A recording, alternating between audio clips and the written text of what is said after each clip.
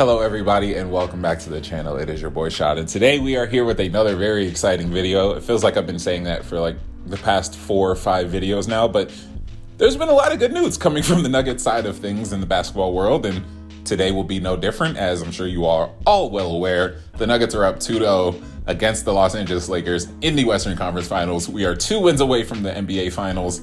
I'm excited. Everyone's excited. We're playing some good basketball. Let's talk about some of the things that happened in Game 1 and Game 2 that led to us having this series lead. So we'll start out with Game 1. I want to break this down into a Game 1 section and a Game 2 section. That final score ended up being 132-126. That game was a shootout. Even though the Nuggets were playing some pretty good defense to start the game, and we'll talk about that in a second, the game was still high scoring from both sides. This game was essentially a tale of 2 halves, with the Nuggets completely controlling the first half and then the Lakers actually winning the second half of that game. In the first half, we were seeing the Nuggets be active, be good defensively, be disciplined defensively. They were being really active in the passing lanes. Jokic was giving really good contests. AG was playing good defense. MPJ was providing some help as well. There were a lot of things going right defensively for the Nuggets. And then on the other side of the ball, their offense put up 72 points in the half. So it looked like the Nuggets were pretty much going to run away with this game until the Lakers decided to make a few adjustments coming out of halftime. And then they turned the game into an actual competition when it came down to the fourth quarter. And a lot of those differences came, like I just said, on the defensive side of the ball for the Lakers. The infamous switch or adjustment that everyone loved and talked about was the Lakers putting Rui Hachimura on Nikola Jokic instead of Anthony Davis. And to an extent, it had an effect on the game. Jokic went 0 for 2 in the fourth quarter. I believe he had 3 turnovers as well. Things were looking pretty good from that adjustment. They made the adjustment because Anthony Davis, like a lot of other centers, was getting torched one-on-one by Jokic. AD doesn't like playing physical. AD doesn't like banging down low in the post against a bigger center or a bigger forward who knows how to work down low. AD likes to help. AD likes to swat shots. AD likes to play finesse defense, if you will. Jokic is not going to let him cater to that. But it was on the Lakers to make that adjustment. Let AD roam. Let him guard Jeff Green or Aaron Gordon in the corner. Make them make a 3 so that I can sit here and help off of Jokic post-ups. And there were a couple of possessions where not just Jokic, but Aaron Gordon and Jamal Murray, who would drive with Anthony Davis in the paint as a roamer, and it turned into block shots. It turned into really tough contested shots. It turned into low IQ / bad shots from the Nuggets, and then it turned into Laker points, and then it turned into transition points, and then the Lakers started getting on a run, and they were feeling themselves and everything. It was a snowball effect pretty much, all because AD was allowed to roam in the paint. A really good adjustment that still hasn't warranted a win, but it is something to take note of. Another one of those differences between halves 1 and 2 was simply the shots attempted, and a lot of that was due to taking their foot off the pedal. We've seen this before. The Nuggets, when they get a lead, they start playing out of themselves. They start playing iso ball. They start trying to get fancy. They start trying to make daring passes. They try to take every shot lazily while trying to milk the clock and just running bad possessions when they have a 20-point lead. They blew the lead after playing so well in the first half. In that first half, the Nuggets were playing the defense that got them to top 5 in defensive rating in this postseason. They were playing really good on the perimeter, which is where we make our marks. We had transition points this game. I believe we had 19 fast break points in Game 1.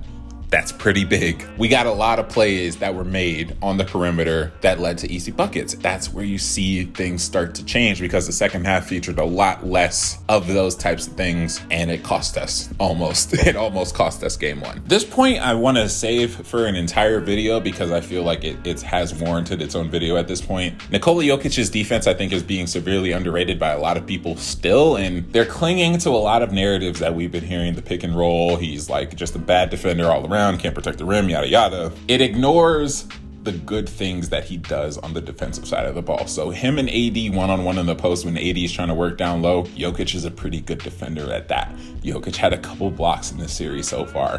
Jokic does give really good contests when he's not trying to swipe down and when he's not out of position. Jokic has also done a pretty good job of playing at the level on pick and rolls, something that people have been saying and hoping that would kill him in this postseason and just hasn't yet. And even if he does get torched individually, it ain't enough to swing the outcome of the game. But again, that video will be its own thing. Before we get into the game 2 coverage, I want to mention just some of the feedback in the comments that happened after game 1, talking about it was a moral victory for the Lakers and that the Lakers should feel good, the Nuggets should feel like they're down 0-1, yada yada, that sort of stuff. Y'all know the deal. I want to make this one specific point very, very, very clear, because I saw a lot of people saying that the Nuggets won't shoot like this again. The Nuggets were unsustainable in their offense. The Nuggets are a jump shooting team. Jamal Murray does it, KCP does it, MPJ does it. Jokic started doing it in the postseason. He's hitting over 45% from 3. We have jump shooters. Surprise, surprise, Bruce Brown off the bench shoots the ball. Jeff Green sometimes makes a 3. Like, we have so many weapons from the perimeter. Hearing people say that our offense is unsustainable is just crazy, considering the fact that the Lakers' offense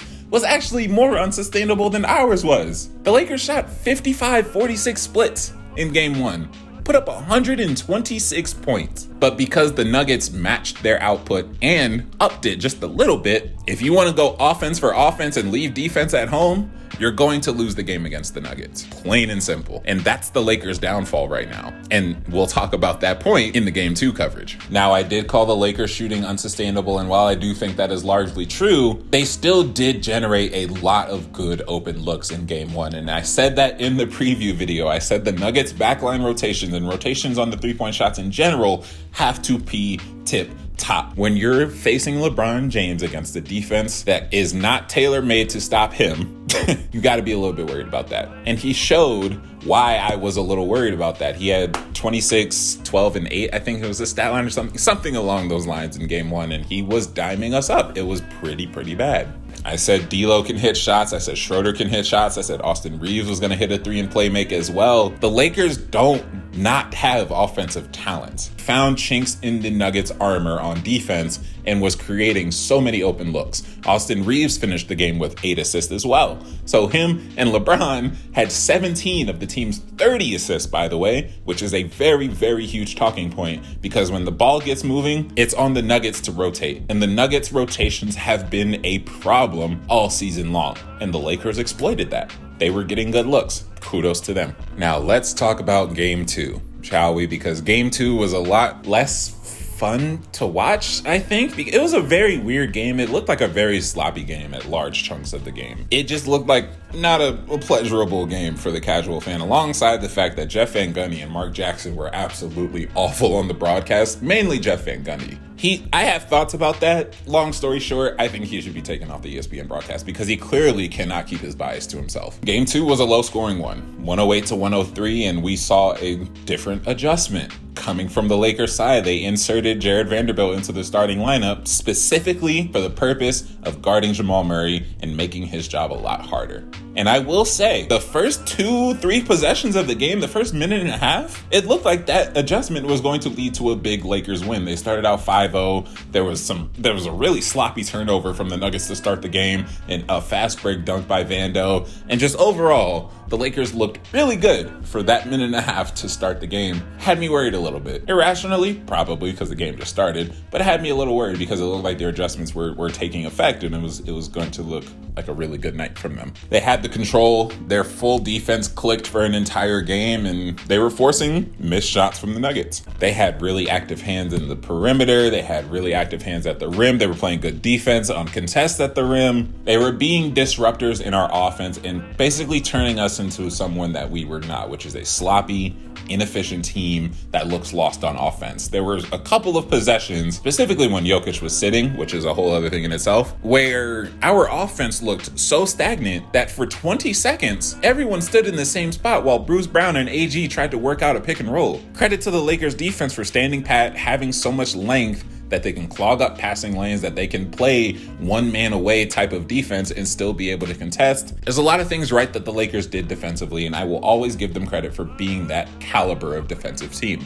You saw it. The Nuggets offense is not easy to stop. When we get the threes raining, the other team has to stay disciplined. You cannot start selling out on our threes, because when we know that you're going to sell out, we're going to go to the inside. The Lakers were very disciplined. The Lakers stayed down. They played good defense. the Nuggets just ended up having a phenomenal fourth quarter, which will tie into a couple of points that I really, really want to talk about, specifically from the post-game comments of Game 1. I want to key in on this 5-ish minute stretch, 4.5 minute stretch of the game in the fourth quarter, from the 9:21 mark to the 4:57 mark. Talk about the main difference between these two teams and just show how emblematic this section of the game was. So in this span, the Nuggets made 5 field goals and they were all 3-pointers. Even one of their misses was an attempted 3. Michael Porter Jr. had one, Bruce Brown had one, and Jamal Murray had 3 in this span. That is 15 points.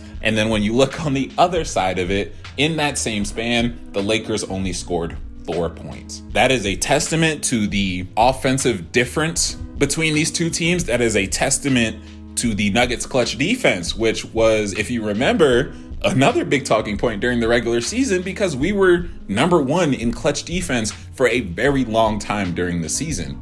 And it wasn't a fluke either. We're seeing it in a lot of these close games in the playoffs now. We know how to handle ourselves when it comes to crunch time on both ends of the floor. I'm happy that it happens because it means we can squeak out close, bad shooting games like this one. And that's also another thing. The big comments from Game 1 saying that the Nuggets shooting was unsustainable. It is sustainable. You just saw it again, except it got isolated to a quarter, a swing quarter, a swing 5-minute period of the game in which the Nuggets shooting got back to level. It got back to Nuggets standards. We are very, very, very, very capable of firing off 5 threes in a row and making all of them. When we are at home, when we are in the swing of a game, when MPJ is catching the ball in stride on the wings, when Jamal Murray is shooting threes above the break, those are rhythm threes. Those are not new to the Nuggets. Those are not fluke shots. Those are very real, and they will continue to happen, and they will continue to happen in moments like this. Which makes me want to move on to my next point in Jamal Murray's importance to this team, and in situations like this, in a game where he couldn't even get his own shot. He was starting 3 for 13 in the first half. It looked like one of those classic Jamal Murray stinkers, the AD effect, where if you have a really good game one game, the next one's going to be a doo-doo game. It was looking like that until we got to the fourth quarter. Jamal ended up scoring 23 of his 37 points in the fourth quarter. He played the entire second half. He went 4 or 5 from 3. There's a lot you could say about the type of plays that they ran for him and the type of, actions he got himself involved in and the switches that he got and all that stuff. We could talk about all that. But a lot of it does come down to the fact that Jamal Murray is just such a tough shot maker. He is a very clutch player. Moments like this, quarters like this, where the Nuggets are shooting bad and all of a sudden one person catches fire. We've seen it with MPJ before. We see it so many times with Jokic. We see it so many times with Jamal Murray. So all this stuff, I don't want to hear anything about a fake Murray quarter. I don't want to hear any fake shots. Like, yes, the shots he was taking and making were very, very tough, but that is who he is. You just have to accept that. You cannot continue to cling onto this idea that every single tough shot that the Nuggets make is a fluke. We have several tough shot makers on the court. You know this. We all know this. We have all seen it all season long. Jamal Murray just showed it on a grander scale to a bunch of people who probably, now that I think about it, haven't watched the Nuggets that much this season. The Murray flurry is very real. We call it a Murray flurry for a reason, because even when he is cold and out of the game and taking terrible shots and turning the ball over and just being a low IQ player, at the snap of a finger, he turns into one of the greatest point guards in the postseason we done ever seen. That's it for this video. I know it might have been a little bit shorter of a breakdown for 2 games, but a lot of the things in Game 1 and Game 2 can be kind of explained in the same light and bunched together a little bit, but I just did want to focus on the points that I found the most interesting and I found the most impactful. So Game 3 is going to be interesting. Game 3 in LA, the Lakers also have not lost at home this postseason, so if they end up taking both at home, we have a series. If the Nuggets end up taking one in LA, we're looking pretty damn good. But that'll be it for this video. Thank you very much. I'll talk to y'all later. That Jokic defense video, it will be covering all of the postseason, so expect that to take a little bit of time. But I'm Rashad. I'll talk to y'all later. Peace out.